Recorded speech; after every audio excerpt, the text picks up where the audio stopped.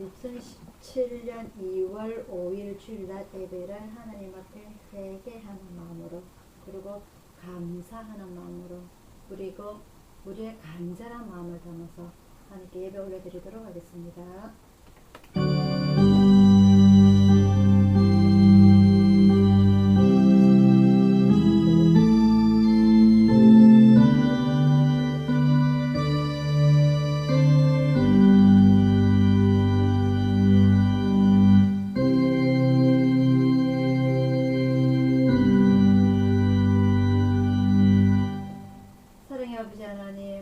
하나님의 은혜를 진심으로 감사를 드립니다. 부족하고 연약한 저희들을 주님의 자녀를 인치시고 아버지 하나님 저희들에게 한량없는 은혜를 내려주시고자 오늘 주님의 날에 우리 사랑하는 가족들 주님께로 불러 모아주시고 주님 앞에 엎드려 예배 드리게 하여 주심을 감사드립니다. 오늘 저희들이 한 마음이 되어 한 뜻이 되어 주님께 예배 올려드릴 때에 이 예배가 번제가 되게 하여 주옵시고 소제가 되게 하여 주옵시고 화목제, 속건제, 속죄제가 되게 하여 주시사 온전히 주님 앞에 연락되는 이 예배가 되기를 간절히 원합니다. 이 예배가 온전히 헌납될 때에 아버지 하나님 저희들과 하나님의 관계가 올바르게 하여 주옵시고 저희들이 지저분한 마음, 깨끗하지 못한 마음, 그 마음들이 오늘 주님 앞에 성결해질 수 있도록 인도하여 주시옵소서. 아버지 하나님 주님과의 관계가 올바르게 하여 주옵시고 우리 가족들과의 이웃들과의 관계가 올바르질 수 있는 오늘 귀한 예배가 될 수 있도록 온전히 주님 앞에 의탁드리옵고 감사드리고 예수님 이름으로 기도드리옵나이다. 아멘. 찬송가 91장입니다.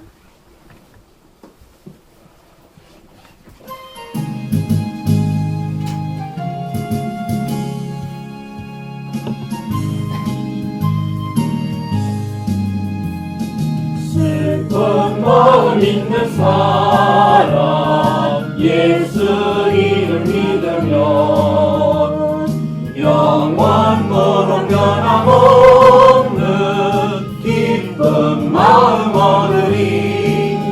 예수의 이름은 세상의 소망이요 예수의 이름은 천국의 기쁨일세. 거룩하신 주의 이름 너의 방패 삼아라. 환난 시험 당할 때에 주께 기도드려라. 예수의 이름은 세상의 소망이요 예수의 이름은 천국의 기쁨일세. 존귀하신 주의 이름 우리 기쁨 되도다. 주의 품에 안길 때에 기뻐 찬송 부르리. 예수의 이름은 세상의 소망이요 예수의 이름은 천국의 기쁨일세. 우리 갈길 나간 후에 보좌 앞에 나가 왕의 왕께 경배하며 멸류관을 드리니. 예수의 이름은 세상의 소망이요 예수의 이름은 천국의 기쁨일세.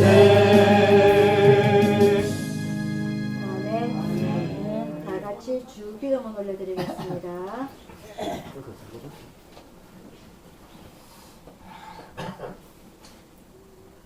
하늘에 계신 우리 아버지여 이름이 거룩히 여김을 받으시오며 나라의 임하옵시며 뜻이 하늘에서 이루고 같이 땅에서도 이루어지이다. 오늘날 우리에게 주시고 우리가 우리 죄전자를 사하여 준 것 같이 우리 죄를 사하여 주시고 우리를 시험에 들게 하지 마시고 다만 없어서 되게 나라와 권세와 영광이 아버지께 영원히 싸움나이다. 아멘. 도덕문 31번입니다.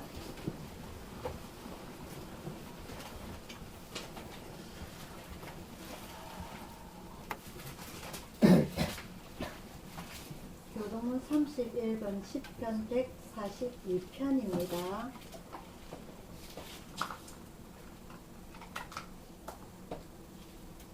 한 절씩 교독하도록 하겠습니다. 내가 소리내어 여호와께 부르짖으며 소리내어 여호와께 간구하는도다. 내가 내 원통함을 그 앞에 토하며 내 오한을 그 앞에 진술하는도다. 내 심령이 속에서 상할 때에도 주께서 내 길을 아셨나이다.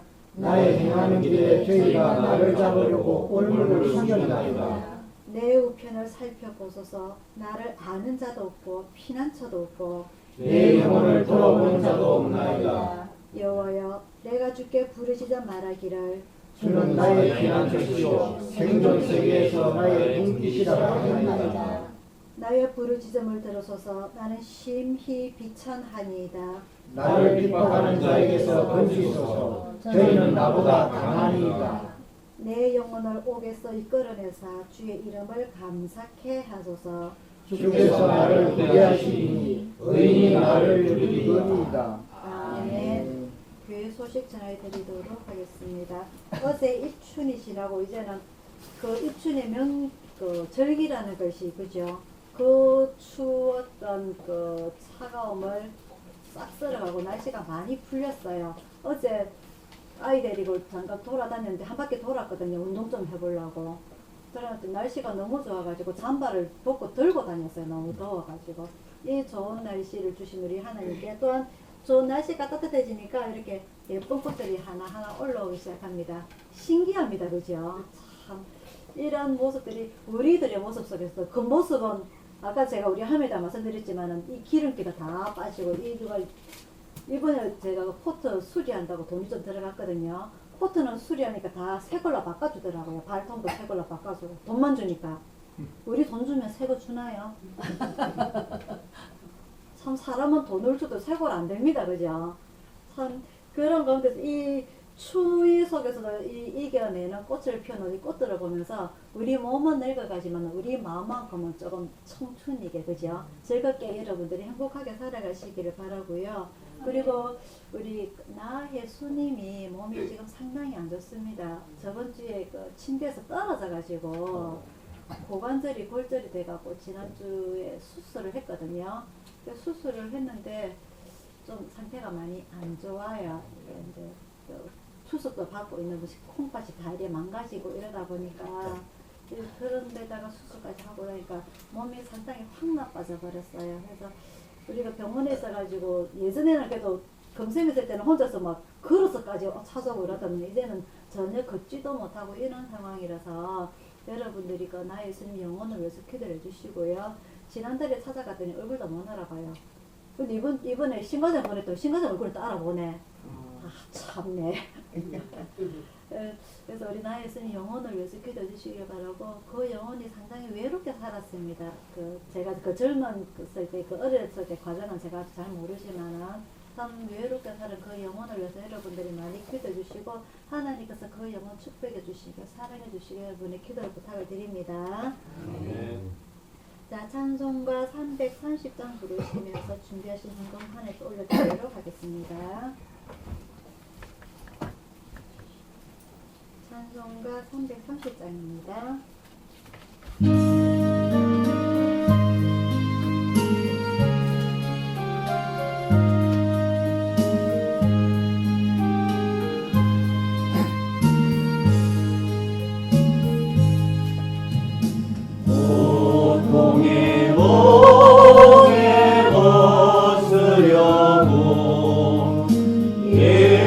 예수께로 나옵니다.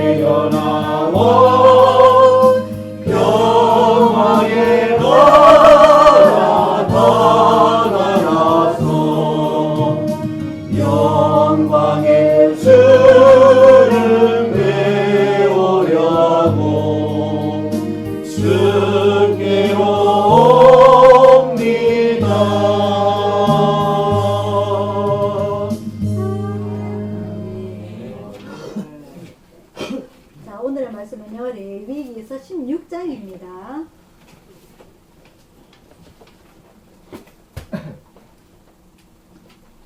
레위기서 16장 1절부터 10절까지 말씀, 구약성경 171페이지입니다.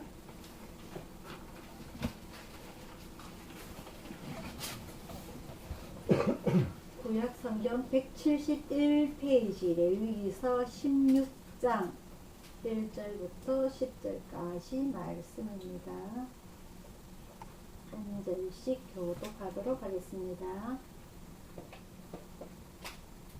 아론의 두 아들이 여호와 앞에 나아가다가 죽은 후에 여호와께서 모세에게 말씀하시니라. 여호와께서 모세에게 이르시되 너는 아론에게 이르라. 성소에 장한 높게 속죄소에 무시로 들어오지 말아서 사망을 면하라.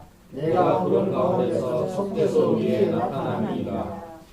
아론이 성소에 들어오려면 수송아지로 속죄 제물을 삼고 수양으로 번제물을 삼고 거룩한 세마포 속옷을 입으며 세마포 고이를 살에 입고 세마포 띠를 띠며 세마포 관을 쓸지니 이것들은 거룩한 옷이라 물로 몸을 씻고 입을 것이며 이스라엘 자손의 회중에게서 속죄 제물을 위하여 수염소 둘과 번제물을 위하여 수양 하나를 취할지니라.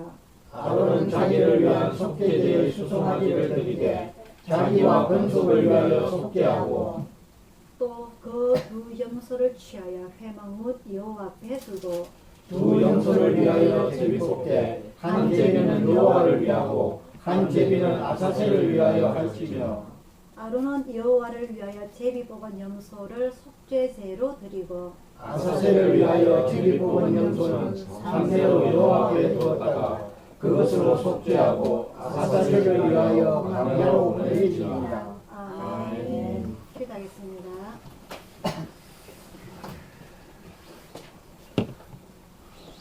사랑의 아버지 하나님, 이 시간 주님의 말씀을 상고하고자 합니다. 말씀을 전하는 자나 말씀을 듣는 자나 이 시간 주님의 말씀을 대하고자 할 때에 경건한 마음이 되게 하여 주옵시고 성결한 마음이 되게 하여 주옵시고 간절한 마음이 되게 하여 주옵소서. 주님께서 시내산에서 모세를 통하여 이스라엘 백성들을 직접 만나시고자 십계명도 주시고 성막도 주시고 또한 제사장에 관해서도 지명하신 이 모든 일들이 주님께서 주님을 믿는 자들에게 주님의 백성들에게 온전히 지키고자 원하셨던 이 모든 율례들을 아버지 하나님 이 시간 저희들이 배우고자 원하오니 또한 이 현대에서도 이 예배를 드림에 있어서도 주님을 대함에 있어서도 저희들이 잘 알 수 있도록 함께 하여 주옵시고 잘 깨닫고 이해하여서 주님께 온전한 예배를 드릴 수 있도록 인도하여 주시옵소서. 오늘 이 시간 저희들 마음을 다 잡아 주셔서 온전히 주님의 말씀은 잘 받아 먹을 수 있도록 인도하여 주시옵소서. 감사드렸고 예수님 이름으로 기도드리옵나이다. 아멘. 자, 지난주에 레위기서로 들어왔습니다. 그죠? 레위기서는 레위지파는 하나님께서 정하신 제4장 지파가 있습니다. 이 레위지파 제4장 지파가 하나님 앞에 예배를 드림에 있어서 그리고 이 백성들을 하나님께로 인도함에 있어서 모든 설명이 되어 있는 것이 바로 이 레위기서인데요. 이 레위기서 1장에서 27장까지 내용에서 지난주에는 우리가 하나님께 제사를 드림에 있어서 5가지 제사의 방법에 대해서 말씀을 드렸습니다. 그죠? 그래서 제사의 종류에는 5가지가 있어요. 번제, 소제, 화목제, 속죄제, 속건제 이렇게 됐습니다. 어떻게 보면은요, 요즘의 예배에 있어서 주일날 예배, 주일 밤 예배, 수요 예배, 금요 예배 이렇게 정할 수가 있는데, 근데 우리는 이 시간에 따라서 이렇게 예배를 다릅니다. 주일날 예배, 주일 밤 예배, 수요 예배, 금요 예배, 새벽 예배 이렇게 시간에 따라서 정해지는데, 이 구약에서의 제사의 방법에서는 어떤 식으로 들으느냐, 어떤 내용으로 들으냐에 대해서 이름이 달라집니다. 그래서 예를 들어서 이 5가지 제사 중에서 우리는 일주일을 통틀어 들어서 봤을 적에 주일날 예배는 일주일에 딱 한 번입니다. 그죠? 왜냐면 똑같은 시간이 돌아오지 않기 때문에. 다음 주에 설령 주일날 예배가 들어온다 할지라도 2017년 2월 5일 주일날 예배는 아니란 말입니다. 그죠? 한 번밖에 안 돌아와요. 근데 이 구약에서의 제사는 한 번만 드리는 것이 아니고, 예를 들어서 제사를 한 번 드린다면 번제와 화목제를 같이 드린다든지, 번제와 속죄제를 같이 드린다든지, 어떨 때는 3개를 동시에 드릴 때도 있어요. 그래서 그 제사의 방식에 따라 가지고 이 사람이 어떠한 마음을 가지고 하나님 앞에 제사를 드리느냐에 따라 가지고 이 5가지 제사가 한꺼번에 3개를 들 수도 있고, 한꺼번에 2개를 들 수도 있고, 한 번에 1개를 들 수도 있고, 이렇게 방식이 틀렸습니다. 그래서 그걸 여러분들이 잘 아시길 바라고, 그리고 이 5가지 제사의 종류 중에서 첫 번째 번제가 어떻게 하는 제사라고요? 산 짐승을 잡아서 온전하게 태워서 올려드린 제사. 그죠? 그래서 이 산 짐승의 종류가 어떤 게 있죠? 소, 양, 염소, 비둘기, 곡식. 요 종류 중에서 그 제사를 드리고자 하는 사람의 그 주머니 형편에 따라 가지고, 부자인 사람은 소를 잡을 수도 있고, 정말 돈이 없는 사람들은 곡식을 가지고 다시고. 그래서 예수님께서 태어나실 때에 그 마리아가 어떤 제사를 드리냐면요, 비둘기를 가지고 드렸어요. 옛날에는 아브라함 때부터 하나님께서 뭘 원하시냐, 내가 너를 선택한 자로서 내가 너의 아들로서 백성으로서 큰 민족을 이루게 해줄 것인데, 이 나의 백성의 구별하는 방법은 2가지가 있다. 하나는 할례 그리고 할례를 드림으로 인해 가지고 너희는 내 백성인 줄 꼭 알아야 된다 해서 정하는 게 있어. 그래서 이 아브라함이 하나님의 말씀을 듣고 99세 때에 할례를 하게 됩니다. 그래서 이 할례가 제가 지난주 말씀을 드렸어요. 그 할례라는 것은 어린 아이들이 고래 잡는 수술을 그거 바로 할례라고 하는 건데, 이 할례가 아브라함이 99세 때에 행하게 됩니다. 하나님의 명령에 따라 가지고. 근데 이 아브라함이 몇 살 때 이 자기 아들을 낳느냐? 몇 살 때? 100살 때. 그러니까 이삭이 태어나기 전에 하나님께서 나는 아브라함 너를 선택했으니까 너는 내 백성으로서 기준점을 삼아라. 어떤 것으로? 할례를 함으로. 그래서 그 아브라함과 서자가 있었죠. 서자가 누구죠? 그렇죠. 이스마엘과, 그리고 자기 청지기가 있습니다. 누구죠? 그는 기억이 안 나죠? 엘리에셀. 그죠? 그래서 자기가 그 종으로 데리고 있는 모든 남자들이 다 할례를 하게 됩니다. 그 이후에 이제 이삭이 태어나게 되고요. 그래서 이게 기준점이 되어가지고 태어난 지 며칠 만에? 8일 만에. 근데 이게 우리나라하고는 조금 풍습이 다르는 게 태어난 지 8일 만에 할례를 하는 것이 가장 아이들한테 그 아픔이 덜하대요. 안 해봐서 잘 모르겠지만 아픔이 덜해서 그때에 할례를 하게 시키는데 이 할례를 그 조금 있다가 제가 다시 나가게 될 건데요. 아이를 출산을 하게 되면은 난지 8일 만에 할례를 하고 하나님께 보이게 되는 그게 이제 이게 뭐라 그래야 되지? 이 율법, 예가 이제 레위기서부터 하나하나 정해지게 됩니다. 왜? 한 나라를 세우기 위해서 뭐가 있어야 된다고? 한 나라가 세워지기 위해서는, 건국되기 위해서는 세 가지 기본 조건이 있어야 된다고 그랬습니다. 그죠?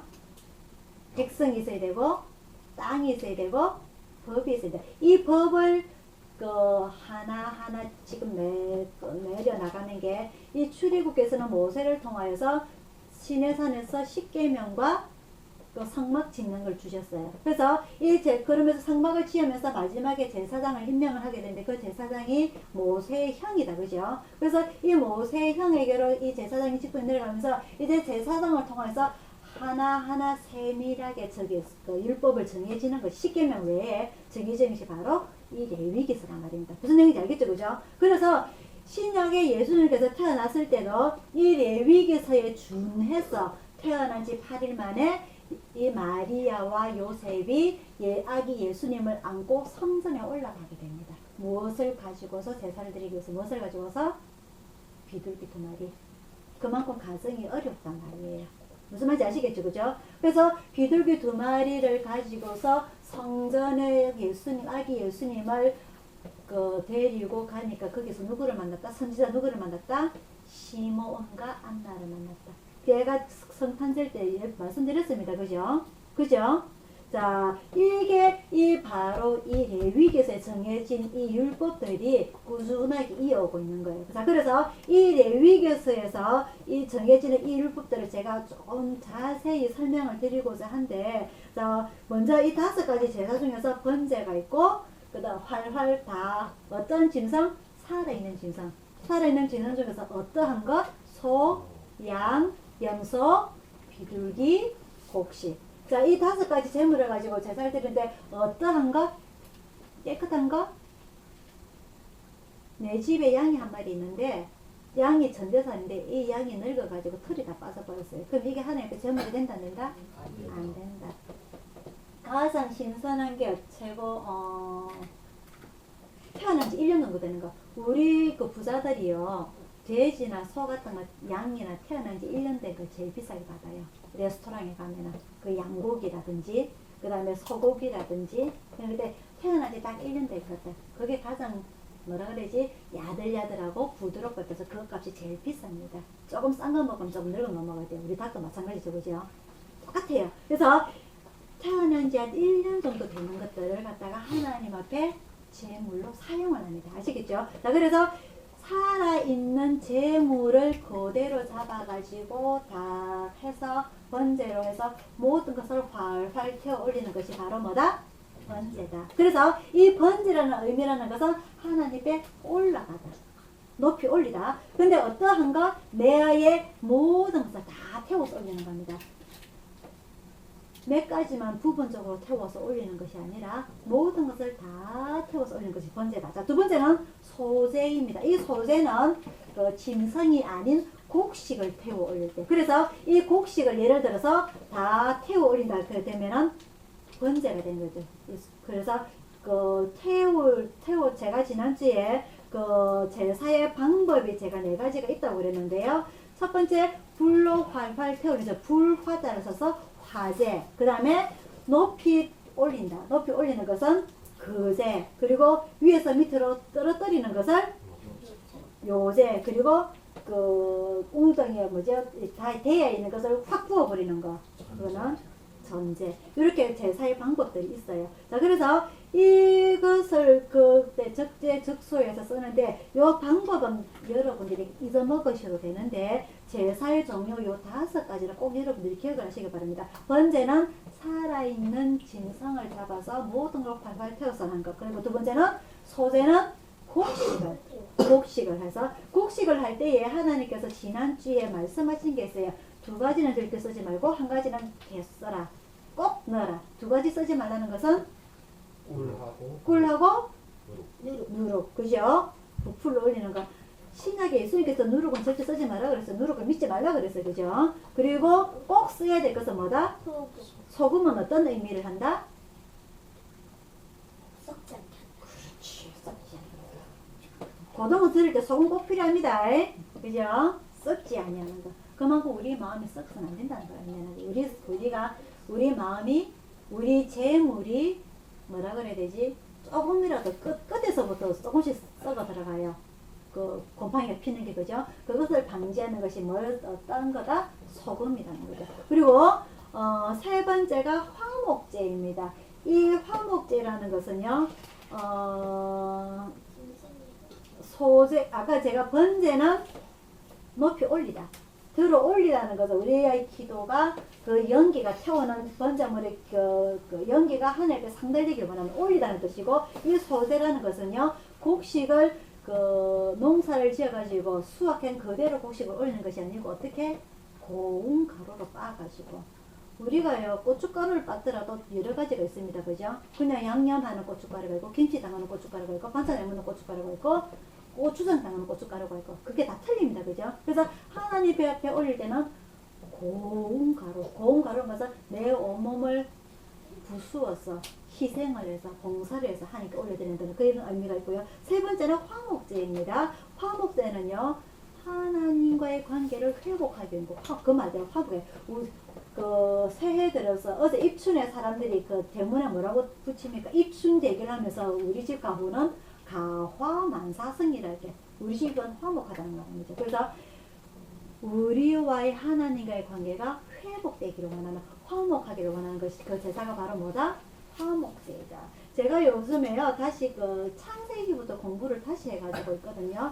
창세기를 제가 다시 쭉 읽어보는데, 하나님께서 사람을 만드시고 제일 좋았더라는데 사람이 죄를 짓게 됩니다. 그죠?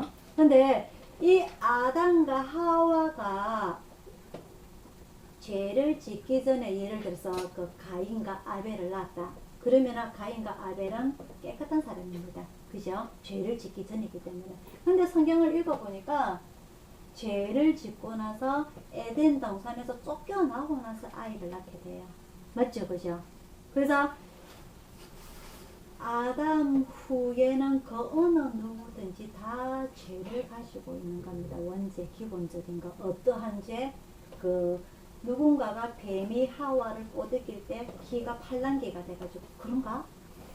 진짜 그런가 하고 팔랑귀가 되는 그런 걸 가지고 태어나요, 사람들이 기본적으로. 그리고 뱀이 무엇을 꼬이냐? 아니야, 절대 안 죽어. 니 그거 먹으면 네 눈이 밝아져 가지고 누구와 같이 된다고? 하늘 교만을 갖고 태어난다는 겁니다. 욕심을 가지고. 어느 인간이든지 누구든지 그걸 가지고 태어나는 거예요. 그래서 사람이 죄를 짓고 나면 아담이 어떠한 짓을 했느냐? 하나님한테 부끄러워서 저 깊숙이 숲속 깊숙이 들어가서 큰 나뭇잎으로 자기 몸을 가리고 숨습니다. 자기 죄를 감추는 거예요. 그 장면을 제가 하나하나 연상을 하면서 읽어보니까 참 인간들이 간사하고 치사하고 치졸하고 어떻게 뭐 말로 표현할 수가 없어요. 하나님과 같이 돌아다닐 때는, 내가 너를 지었을 때는 내가 만들었던 이 천지 창조물들을 네가 경작을 하고 다스리고 네가 이름을 지어라. 내가 그것까지 다 허락을 하겠다. 내가 모든 걸 다시 만들었지만은 그것까지 다 허락을 하셨는데, 하나님과의 관계가 틀어지고 나니까 저 어두운 숲속으로 들어가게 됩니다. 누가 행여나 볼까봐. 혹이나 내 마음속에 감추어진 이 수치심을 누가 볼까봐, 알아볼까봐. 우리나라에 이런 말이 있어요, 속담에. 밤날은 누가 듣고? 남만 지가 듣고. 남말은 누가 듣고? 반말은 세고 반말은 세고. 반말을 지어라고 반말을 세고. 털이 다른데. 반말이 세고. 누가 만나고? 말은 지가 듣고 남 말은 제가 듣고. 네가 들린 거야? 비밀은 없다는 겁니다. 그죠? 그래서 결국 하나님한테 들켜요. 그래서 이 사람들이 하는 말이 뭐냐? 하나님께서 주신 여자가 나에게 줘서 먹었습니다. 여자는 또 누구를 변명을 합니까? 뱀이 나한테 꼬드겨서 내가 이렇게 했습니다. 변명하는 게 사람들이, 그죠? 그죠? 그래서 그 유에 태어난 가인과 아벨에게서 큰 일이 일어납니다. 그죠? 그죠? 그래서 제가 그 가인과 아벨의 사건에 있어서 제가 다시 한번 쭉 읽어봤는데, 이 가인이 어떻게 했냐. 그러니까 아벨은 양의 첫 새끼와 그 기록을, 제가 첨거를 좋아한다 그랬죠. 그죠? 소실, 첨거 했는데, 이 가인은 그러지 못하였다. 근데 이 하나님께서 가인아 네 동생 아벨이 어디 갔느냐 하니까 가인이 뭐라고 말을 하느냐. 모릅니다. 내가 내 동생 지키는 사람이니까. 투명스러운 거예요. 그죠? 그래서 하나님께서 말씀하시기를 어느 누구든지 아담의 후손, 그는 누구든지 아담의 후손, 어떤 후손? 죄를 지은 이후에 태어난 후손들. 맞죠? 그죠? 그 후손들은 모든 죄들이 너희 마음의 문을 두드린다. 성경에는 뭐라고 기억이 되냐? 죄가 문에 엎드려 있다고 표현이 되어 있어요. 창세기에는 죄가 문에 엎드려 있다. 너희들 마음속 입구에 언제든지 죄가 너 두드리고 있다. 언제든지 들어가려고. 가인은 그 문을 열었기 때문에 죄가 들어간 거 아닙니까? 그죠? 그래서 동생을 죽인 거 아닙니까? 그죠? 그런데 하나님께서 말씀하시기를 성경에 기록된 대로 죄가 너의 문에 엎드려 있다. 하지만 죄를 짓고 싶은 마음은 니한테 있지만 너는 죄를 다스릴지니라. 성경에 이렇게 기록이 되어 있어요. 그래서 항상 우리들에게는 죄를 짓고자 하는 마음이 팔랑귀가 돼서 내 마음속에 있단 말입니다. 하지만 너는 죄를 다스릴지니라. 우리의 마음의 기본적인 마음이 약해가지고요. 팔랑귀가 돼가지고 이걸 내가 지으면은 죄야 하고 알고 죄를 짓는 사람이 있고, 내가 죄를 짓는지도 모르고 죄를 짓는 사람들이 있습니다. 항상 죄는 내 주위에 있기 때문에, 내 마음속에 있기 때문에. 하지만 너는 죄를 다스릴지니라. 이 말씀은 내 마음이 행여나 연약해져 가지고 죄를 짓게 되더라도 네 마음속에 죄를 이기고자 하는 마음이 있어야 된다. 어떤 마음? 성결한 마음. 어떤 마음? 하나님의 음성이 네 마음속에 있어야 된다는 거죠. 네 마음속에. 무슨 뜻인지 아시겠어요? 그래서 이 최초부터 하나님과의 관계가 어그러진 이 관계가 이 레위기에서 화목제를 되는 겁니다. 화목제로. 무슨 뜻인지 아시겠어요? 그래서 근데 구약에서는 이 레위기에서 그 제사의 화목제는 누구를 통하여서 제사를 진행이 되느냐? 누구를 통하여서 제사를 집행하는 사람 누구죠? 제사장이죠. 제사장을 통해서. 그래서 내가 행여나 뭔가를 죄를 짓는데, 하나님 앞에 죄를 짓는데, 내 이웃에게 죄를 짓는데 이 화목제를 드리려고 합니다 하고 제사장에게 제물을 가지고 오면은 제사장이 그 제물에 안수를 해서 이 사람의 죄를 네가 다 짊어지고 대속해서 이 양을 태워버리는 겁니다. 이게 바로 대속이에요. 대속. 사람이 죽을 수는 없으니까 대신 제물에다가 바쳐가지고 올려두는 제사의 방법입니다. 이게 구약의 제사에서 화목제이고요. 그리고 속죄제는 하나님 앞에 죄를 지었을 때에. 그러니까 예를 들어서 우리가 하나님 앞에 죄를 지었다. 그러면 제사를 세 가지를 드리게 되는 겁니다. 번제를 드리게 되고, 내 죄를 용서해 주세요 해서 활활 태워서 번제가 되게 되고, 하나님과 관계를 회복시켜 주세요. 화목제가 되는 거고, 속죄제를 드리게 되는 거. 무슨 뜻인지 아시겠죠? 그죠? 자, 그래서 이 화목제는 하나님과의 관계가 회복하게 해달라고 원하는 제사가 이 화목제인데, 이 화목제는요, 번제와 달리 기본적인 것만 태우고 나머지 고기들은 동네 사람들, 이웃 사람들과 가족들과 나누어 먹는 그런 차이점이 있고요. 그리고 속죄제는 이 하나님 앞에 죄를 지었을 때에 그 죄를 회개하는 게 바로 속죄제고, 속건제는 사람과의 도덕적인 관계에서 죄를 지었을 때 회복하기를 원하는 것이 바로 이 속건제입니다. 자, 그 다음에 그게 바로 1장부터 7장까지의 레위기서 내용이고요. 제사의 5가지 방법에 대해서 종류에 대해서 나왔고요. 8장부터 오늘 우리 주부에 보면은 8장부터 22장까지 내용이 나와 있어요. 이 8장부터 22장까지는 제사장들이 해야 될 일에 대해서 나와 있습니다. 그래서 하나님께서는 태초에 이 모세를 통하여서 출애굽을 시켜서 불새 출애 지도자 이 모세를 통해서 모든 일을 다 하고자 시작을 하였지만은 출애굽한 지 1년 만에 시내산에서 하나님께서는 일의 역할을 분담을 시킵니다. 너는 지도자로서 그리고 네 형 아론 레위 지파 아론은 제사장 지파로서 이 모든 일을 나에게 제사를 드리러 오기 위해서 모든 일을 관리를 해야 된다 해서 이 아론이 내 아들과 함께 초대 제사장이 됩니다. 그래서 이 아론 모세의 형 아론은 그 대제사장이 되고요. 그 아론의 네 아들은 대제사장이 아닌 기본 제사장들로서 임명을 받게 돼요. 그래서 하나님께서 출애굽기에서 그 성막을 이렇게 지어라. 나에게 제사를 진행하기 위해서 이렇게 지어라. 잊어먹었죠, 성막도. 잊어먹었죠? 성막의 안에는 성막들 안에는 마당이 있어요. 마당 안에는 맨 처음에 뭐가 있느냐면은 제사장들이 제사를 집행하기 위해서 손과 발을 깨끗하게 씻기 위해서 물을 담아 놓는 거, 우물 같은 물두멍이 있어요. 그 다음에 그 옆에 번제단이 크게 있습니다. 제물을 이제 태우기 위해서. 그리고 그 옆 앞에는 이제 본격적으로 들어가기 위한 성소라는 게 있습니다. 성소. 그 성소 안에는 그 누룩을 넣지 아니한 떡 12개를 올리는 진설상이 있고요. 그 다음에 금촛대가 있습니다. 가지가 7개예요. 7개 금촛대가 있고 그 다음에 향로가 있습니다. 24시간 불을 꺼뜨리면 안 되는 향로가 있고 그 성소 안에 조그마한 지성소가 하나가 더 있습니다. 그죠? 그래서 지성소와 성소를 그 공간을 분류하는 그것이 뭐라고요? 휘장이라고 했어요. 그래서 우리 그 교회 초창기 때는 전부 교회에 휘장이 다 있었어요. 어떤 색깔? 어떤 색깔? 네? 붉은 색깔.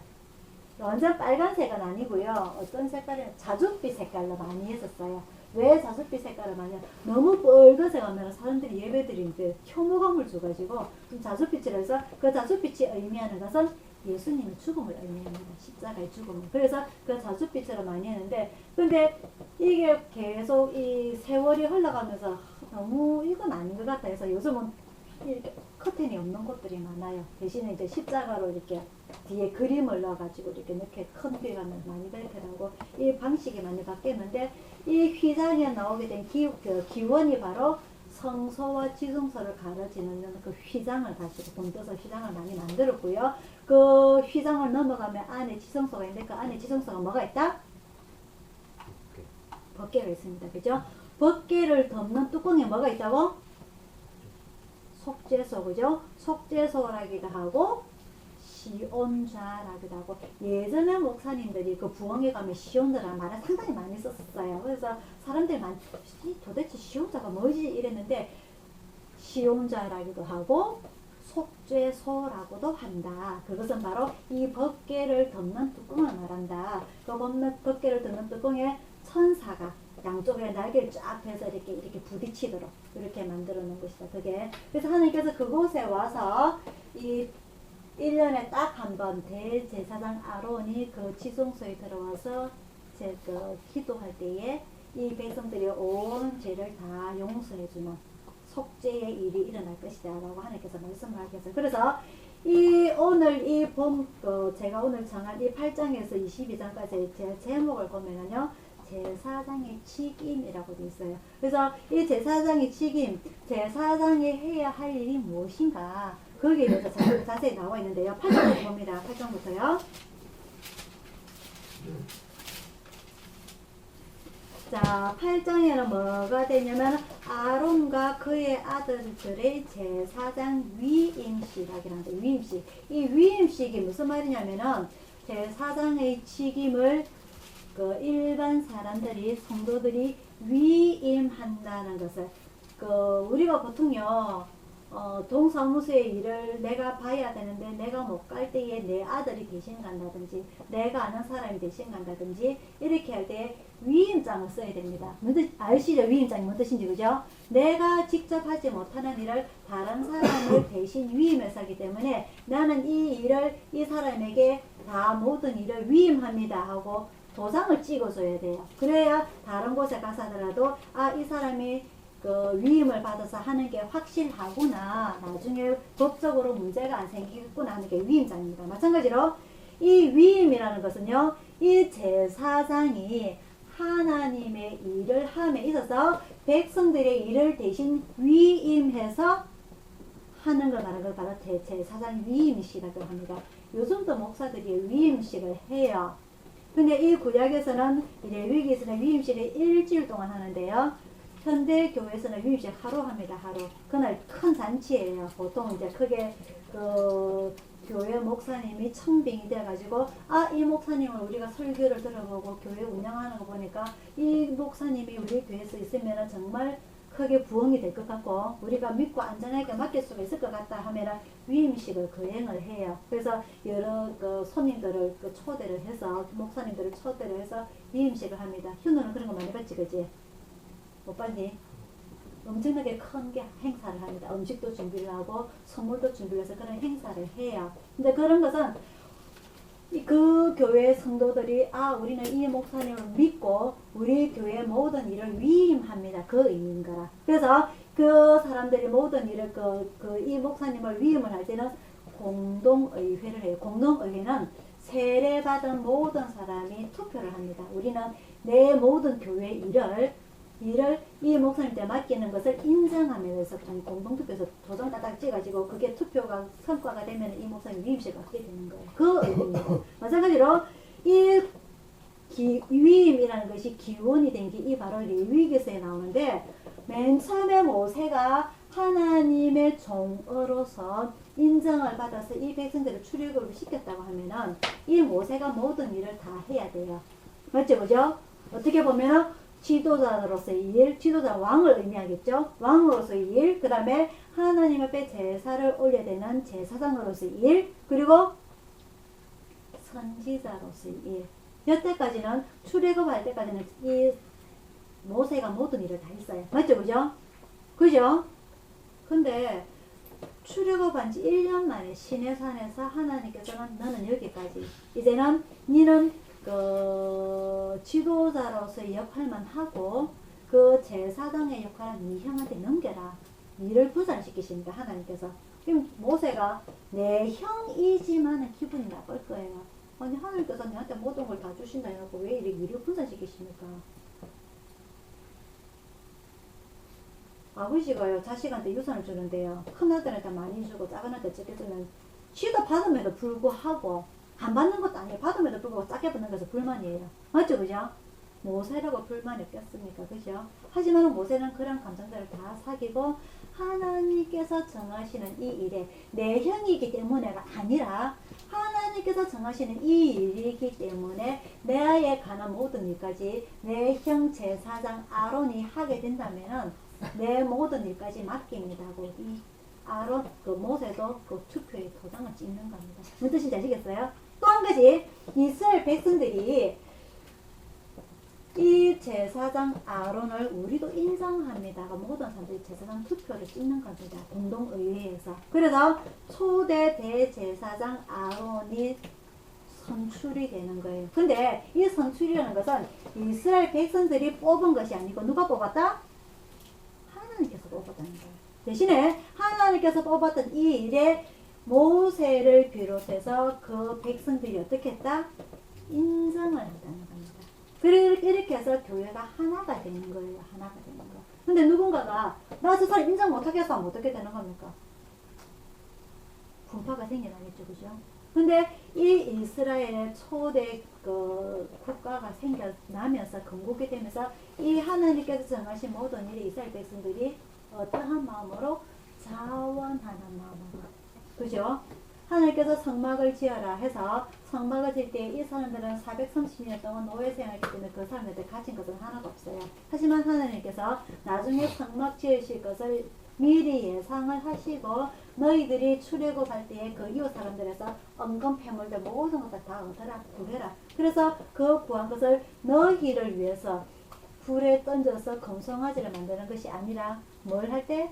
하나님의 예배를 드리기 위해서 제사를 올리기 위해서 지을 성막을 지을 때 너희들의 물건들을 다 내놓는다라는 겁니다. 그래서 이 이스라엘 백성들이 아이고 아까워라 저 장막석 밑에 한 개 숨겨놓고 바쳐야지 했어요? 어떤 마음으로 그 사람들 바쳤어요? 즐거운 마음으로 기쁜 마음으로 차원하는 마음으로. 그래서 하나님의 성막을 지을 때 그리고 하나님의 성막에서 나의 모든 죄를 대신 집행해줄 제사장을 뽑을 때도 기쁜 마음으로 분조를 하는 겁니다. 무슨 뜻인지 아시겠어요? 그죠?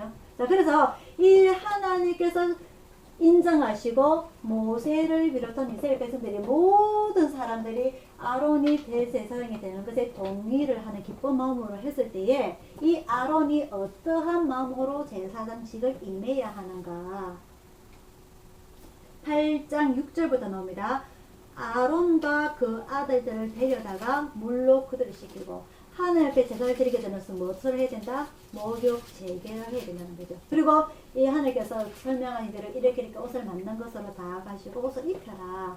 그 제비뽑기 하는 걸 제가 뭐라고 그랬죠? 우림과 둠림 그죠? 그래서 깨끗하게 그리고 머리에는 이마에는 무엇을 붙여라? 무슨 패를 붙여라 했죠? 무슨 패? 여호와께 성결 그죠? 그렇게 해서 이렇게 깨끗한 몸과 마음을 가지고서 하나님 앞에 제사를 드리게 됩니다. 해서 9장에는 이렇게 해서 아론이 하나님 앞에 첫 제사를 드리게 됩니다. 그래서 이 이스라엘 백성들과 이 아론이 처음으로 하나님 앞에 제사를 올리게 되는데 이 제사가 과연 어떻게 될 것인가? 우리의 제사를 제대로 받아줄 것인가? 상당히 긴장된 마음으로 이렇게 제사를 드리게 돼요. 근데 하나님께서는 하늘에서 불을 내리셔가지고 그 제물을 활 태우면서 그 제물을 다 받으십니다. 그 제사를 다 받으세요. 자, 그리고 난 뒤에 10장에는요, 이 아론의 아들이 4명 중에 첫째와 둘째가 하나님 앞에 죽임을 당하게 됩니다. 이 죽임을 당하게 되는 원인은 뭐라고 되어 있냐면 10장 1절이에요. 10장 1절에 아론의 아들 나답과 아비후가 이는 첫째 아들, 둘째 아들입니다. 4아들 중에서 첫째 아들, 둘째 아들이 각기 향로를 가져다가 여호와의 명하시지 않은 다른 불을 담아서 여호와 앞에 분향하였더니 그 출애굽기에 보면은 하나님께서 모세에게 시내산에서 말씀하실 때 성막을 지을 때에 이런 불을 사용을 해라고 말씀하신 게 있어요. 뭐 소감향, 나감향 뭐 이렇게 해서 이거는 몇 대 몇으로 해서 만들어낸 그 불이 있는데 이것을 명하시지 않은 다른 불을 하나님 앞에 드렸다라고 되어 있어요. 아론의 두 아들이. 이 아론의 두 아들이 하나님이 우리가 제사 드린 것을 받으셨으니까 우리는 이제 제사장으로서 목에 조금 힘이 들어갔던 것 같아요. 그래서 그 하나님께서 말하시지 않았던, 명하시지 않았던 다른 불을 드리다가 하나님께 그 자리에서 바로 죽임을 당하게 됩니다. 그래서 백성들이 무서워하게 되죠. 그래서 이 제사장이라는 것은 하나님 앞에 제사를 드림에 있어서 뭐 해야 된다? 첫 번째 성결해야 된다. 그리고 두 번째 하나님의 명령을 온전히 순종을 해야 된다. 지켜야 된다. 그리고 백성의 제사장의 역할이라는 것은 이 백성의 죄를 대신 사해 달라고 인도하는, 그죠? 집행하는 사람이기 때문에 그 역할을 상당히 중간에서 잘해야 된다는 겁니다. 그 중간에서 잘하지 못한 사람은 뭐라고 그러냐면요. 백성 앞에서는, 성도 앞에서는 내가 대신 기도해 줄게 하면 백성이 그 성도가 고맙다고 선물을 줍니다. 그 선물을 꼴깍 잘 먹고서는 하나님 앞에 기도를 안 한다든지 근성을 한다든지 이것은 올바른 제사장의 역할이 아니라는 거죠. 자, 그래서 이런 제사장이 이제 그런 제사의 방법이라든지 그 다음부터는 10장부터는 10장 후반 11장부터는 어떤 내용이 나오냐, 이러한 짐승은 먹어라, 이런 짐승은 먹지 마라. 이것은 깨끗하고 이것은 더럽고 그리고 쭉 하는 라인들이 나와요. 그 12장에는 아이들이 그 여인들이 출산했을 적에 딸을 낳았을 때는 며칠 동안 정하게 되고 아들을 낳았을 때는 며칠 동안 정하게 되고 그리고 예를 들어서 이 사람들은 그 정착을 한 곳이 아니라 광야에서 40년 동안 돌아다녀야 되기 때문에 이런 돌아다닐 때에 예를 들어서 피부병이 났을 때는 어떻게 해야 되나 쭉 내용들이 22장까지 나와 있습니다. 그래서 오늘 본문에는 특히요 이 16장에는 내용이 제사장이 어떤 일을 해야 되느냐 그 쭉 여러 가지 그 규율 중에서 특히 백성들의 죄를 대신 사하는 그런 제사장의 역할에 대해서 여러분들에게 말씀을 드리고자 합니다. 오늘 본문에는 제가 여러분들에게 말씀을 많이 드렸지만은 그 대속제일에 대해서 나와 있어요.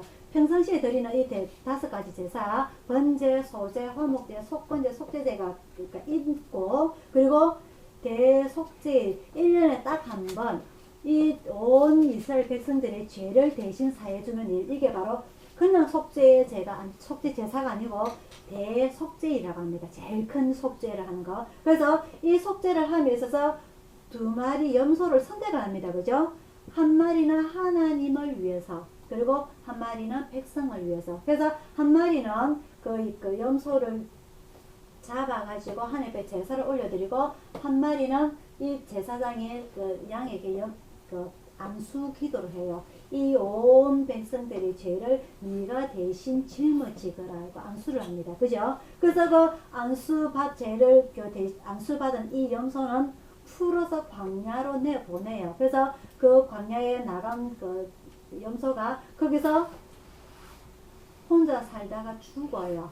그래서 낭떠러지에 떨어져 죽든지 굶어서 죽든지 아니면 뭐 다른 큰 짐승에 잡혀 죽든지 죽어요. 그래서 이러한 일을 하게 되는데 가장 중요한 것은 이 온 이스라엘 백성들의 그 당시부터 60만 3,550년의 그 죄를 이 염소가 대신 모든 것을 대신 지고 간다 해서 뭐다? 대속양이다. 이 대속양인데 이 히브리어를 이 염소의 이름이 뭐다? 아사셀이랍니다. 아사셀. 그래서 우리나라는 이 염소는 온 이스라엘 백성들의 대신 죄를 지고 간다 해서 대속양이라고 하는 겁니다. 대속양. 그래서 예수님께서 십자가에 돌아가실 때에 다 이루었다. 뭘 다 이루었다? 하나님께서 나에게 명령하신 그 명령을 다 이루었다는 거예요. 무슨 명령? 아담 이후로 갖고 있는 이 죄, 큰 죄를 네가 다 대신 짊어지고 가거라. 그래서 한 예수님을 대속양이라고 하는 거예요. 대속양. 그래서 이 대속죄를 짊어지고는 이 염소를 우리는 대속양이라고도 부르고 그리고 이 히브리어는 아사셀이라고 부른다. 근데 이 대속죄일 날이 며칠이죠? 7월 10일입니다. 그죠? 7월 10일. 7월 첫째 주에 무슨 일이나 다음 주에 우리가 공부하게 될 건데 이스라엘의 3대 절기 중에서 하나가 있어요. 뭐죠? 7월 첫째 주에 맥추절이 있어요. 맥추절 다음에 7월 1일 다음에 이 7월 1일이 나팔절입니다. 이스라엘은 이 나팔절이 신년이라고도 하는데요. 이 7월 10일 날 대속죄일이 나는데 이때 무슨 일이 일어나느냐? 이 대제사장 아론이 1년에 딱 한 번 어디를 들어간다? 그렇죠. 지성소에 들어간다. 그래서 이 제사장의 역할이라는 것은 이 이스라엘 백성들이 내 죄를 지어도 화목제 올리면 돼, 번제 올리면 돼, 속죄제 올리면 돼. 이러한 편하게 마음을 갖지 않도록 죄를 짓지 않도록 다독거리는 역할. 그래서 아까도 말씀드렸다시피 이것은 정한 음식 먹어도 돼. 이거는 부정한 음식이야. 먹으면 안 돼. 이런 피부병이 났을 때 이렇게 해. 그리고 아이들 출산하는 여자들은 어떻게 이렇게 해. 모든 과식들 자세히 설명이 돼서 이게 위기서에. 근데 이런 것들을 행위를 어긋거려 놨을 적에 죄를 지었을 때에 이 백성들이 대신 모든 죄를 회개하고 다시는 이런 죄를 짓지 않도록 다독거리는 역할을 하는 사람이 누구다? 제사장이다 말이죠. 이 아론을 비롯한 그 아들을 비롯한 그 레위지파들. 그래서 이러한 죄를 짓지 않도록 다독거리기 위해서는 제사장은 뭘 알아야 된다? 그 교회 성도들의 마음을 헤아릴 줄 알아야 되는 겁니다. 맞죠? 그죠? 그 성도의 집에서 무슨 일이 일어나고 있는지 숟가락에 몇 개인지 모른다면 건성인 거예요. 이 내 성도가 죄를 짓고 있는지 하나님께 올바로 서고 있는지 하나님 관계가 올바로 화목되고 있는지 모른다면 올바른 제사장이 아니란 말입니다. 그래서 행여나 그 가정에 무슨 일이 생겼다든지 일이 있다든지 이러면 대신 가서 예배를 드려줄 줄 아는 그 마음을 위로해줄 줄 아는 하나님 관계가 틀어졌을 적에는 올바로 화목시켜줄 줄 아는 그런 제사장이 올바르고요. 그리고요 이 대제사장 아론이 7월 10일 날 대속죄일 지성소에 들어간다 하던 지성소는 저 깊은 안쪽에 맨 안쪽에 있습니다. 성막에서 맞죠 그죠? 성막의 제일 바깥쪽에는 뭐가 있다? 떨에는 번제단이 있고 물두멍이 있고 그 안으로 들어가면 성소에 들어가면 있고 그 성소 안으로 들어가면 더 깊순과 곳에 법궤가 있는 것입니다. 법궤는 가장 소중한 것이에요. 그죠? 가장 중요한 것입니다. 이 제사장은 그 교회 성도들의 마음을 그 깊은 곳까지 교감이 이루어져야 되는 겁니다. 맞죠? 그죠? 그런 것을 행하지 않는다면은 아까 제가 말씀드린 대로 아이고 목사님 우리 오늘 집안에 이런 일들이 있는데 기도 좀 부탁을 드립니다 하고 선물을 줘요. 예 기도하겠습니다 해놓고 기도 안 하면 뭐가 된다? 사기꾼이 됩니다. 거짓 목사가 됩니다. 거짓 제사장이 된다는 겁니다. 그래서 하나님께서 이 아론을 통해서 그 깊은 곳까지 들어오라는 것은 그 깊은 곳에 들어가서 너희 교회의 성도들의 마음을 헤아려주고 그 깊은 곳에서 엄밀하게 나와의 교제가 이루어져야 된다는 것을 의미하는 겁니다. 무슨 뜻인지 아시겠죠? 그럴 때 그 교회가 평안하게 되고요. 하나님의 말씀이 부흥이 되게 되는 거고요. 하나님의 관계가 올바르게 되는 겁니다. 그래서 이 제사장이 된다는 것은 다른 사람들 볼 적에는 존경스러운 대상입니다. 그죠? 공부도 많이 하고 하나님과의 관계가 엄청 바를 거야. 하나님과의 관계가 정말 잘 돼 있을 거야. 그러지 못한 목회자들이 너무 많아요. 그러지 못한 제사장들이 너무 많아요. 부끄러울 정도로. 그래서 이런 제사장이 얼마나 중요하냐면요. 이 제사장이라는 것은 하나님 앞에서 이 백성들의 죄를 회개를 시키고 하나님 앞에 용서를 대신 받아줄 줄 아는 그런 중간자적인 역할을 잘해야 되는데 이런 잘하면은 그 백성들의 마음을 위로해 줄 줄 알아야 되는데 그 마음을 위로해 주고자 하는 마음의 실력이 떨어진다면 그 교회는 안 되는 거예요. 그런 게 많지 않습니까? 그죠? 그래서 제사장들의 역할이 상당히 중요합니다. 백성들의 눈에서 봤을 적에는 상당히 존경스러운 위치에 있지만 하나님 앞에서 봤을 적에는 심판을 제일 먼저 받는 게 주의 종례의 주의죠. 제일 먼저 심판을 받는 거예요. 무슨 뜻인지 아시겠죠? 그죠? 그래서 부족한 저이나마 저도 이 제 단상에 서서 하나님의 말씀을 증거할 때에 저도 부족한 인간입니다. 상당히 부족해 연약하고 저를 위해서 기도를 부탁을 드리겠습니다. 자, 제가 대통령 선거 나오는데 함께 부탁드립니다. 일단 아시겠죠?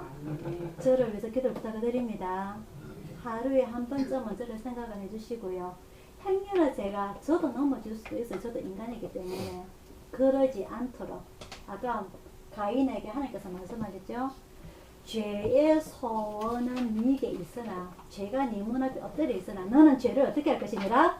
다스릴 것이니라. 그건 어떻게 한다? 사람은 팔랑귀가 돼서 내 마음이 항상 흔들릴 수 있어요. 그때에 그 내 마음을 다 잡아줄 수 있는 것은 무엇이다? 하나님의 음성이다.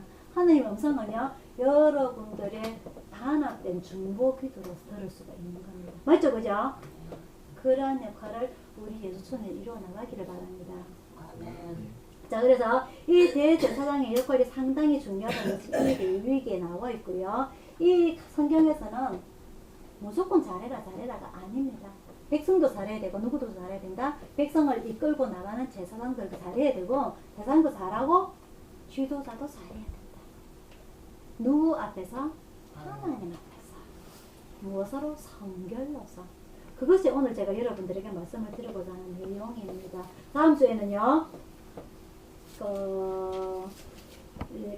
직임에 대해서 나와 있고 그 다음에 절기에 대해서 나옵니다. 절기가 제3대 절기는 6월절, 백추절, 초목절 3개지만 구체적으로 몇 개가 더 들어있어요. 예를 들어서 뭐 대속제이라든지 그거에 대해서 조금 더 자세히 알아보고자 합니다. 23장부터 읽어오시길 바랍니다. 기도하겠습니다.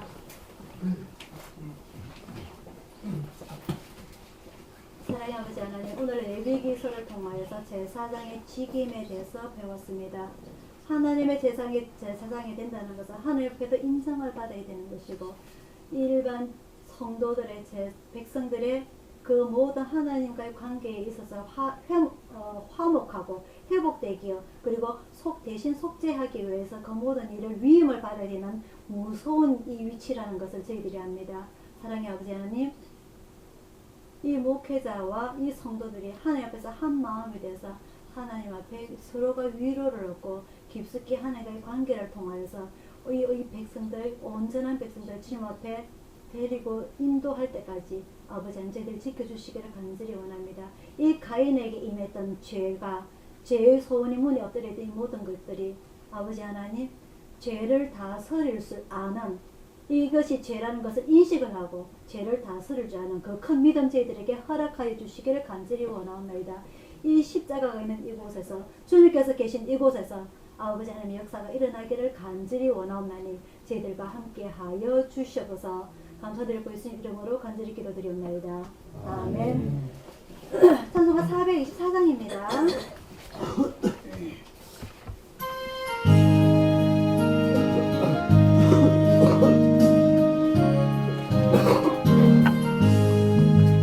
나의 생명 되신 주님 앞에 나아갑니다.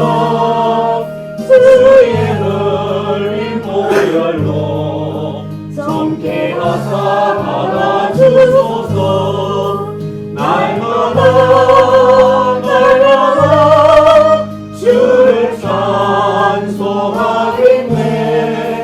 주의 사랑의 줄로 나를 굳게 잡아매소서. 괴로운 세상 지날 때 나를 인도하여 주소서. 주를 믿고 나가면 나의 길을 잃지 않겠네. 날마다 주를 찬송하겠네. 주의 사랑의 줄로 나를 굳게 잡아매소서. 세상 살아갈 때에 주를 더욱 사랑합니다. 알고 빛난 천국에 나의 영혼 들어가겠네. 날마다 주를 찬송하겠네. 주의 사랑의 줄로 나를 굳게 잡아매소서. 아멘. 축도하겠습니다.